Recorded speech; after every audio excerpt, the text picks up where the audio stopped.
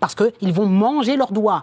Ils sont de l'automutilation. Mais qu'est-ce qu'on peut faire quand un enfant fait ça? Mais là, ils n'ont pas de place à l'école. Leur place n'est pas à l'école. C'est ce que je dis à Madame Sophie Cluzel, à tous ces idéologues qui nous disent qu'il faut les mettre tous à l'école parce qu'il y a une loi qui a dit qu'il fallait qu'on s'en occupe. Mais la réalité du terrain, ils ne la connaissent pas. Nous, moi qui travaille en IME, Madame qui travaille avec les enfants autistes, on la connaît. Donc les médicaments, voilà, j'en reviens aux médicaments. Est-ce que ça suffit de prendre du Risperdal? J'étais là-dessus pour vous expliquer que le Risperdal, c'est un sédatif.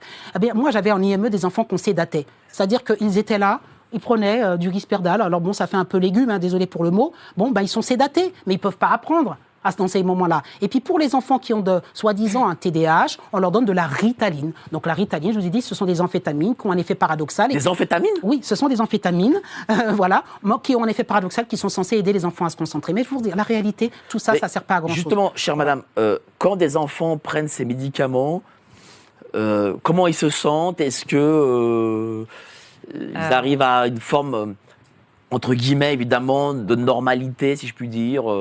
Alors moi, celui que j'ai suivi n'avait pas de médicaments. D'accord. Justement, la psychologue qui le suivait ne souhaitait pas lui donner de médicaments. Et le papa d'un des élèves que j'ai suivi quand j'ai démarré, lui était passé en école élémentaire, mais je discutais souvent avec lui, il avait du Risperdal.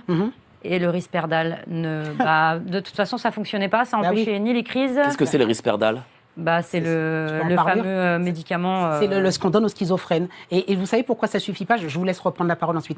C'est qu'au début, le Risperdal, il a un effet qui fonctionne bien, c'est-à-dire qu'il vous casse. Très bien. Enfin, dans les premières semaines, ça vous casse. Donc l'enfant, il peut se tenir bien. Mais il y a ce qu'on appelle un effet d'habituation. C'est ça le piège. Oui, c'est-à-dire qu'au bout d'un moment, ça ne fonctionne plus. Et il faut tout le temps monter les doses. Donc vous êtes toujours dépendant du laboratoire. Mais en fait, on ne traite pas le problème. Est-ce que c'est pas... En tout cas, visiblement, ça ne fonctionnait pas. Il faisait même pipi au lit. Enfin, il faisait des choses qu'il faisait plus Mais est-ce du que tout, c'est quoi. pas... Est-ce qu'on n'est pas là, osons le mot, dans une forme de maltraitance?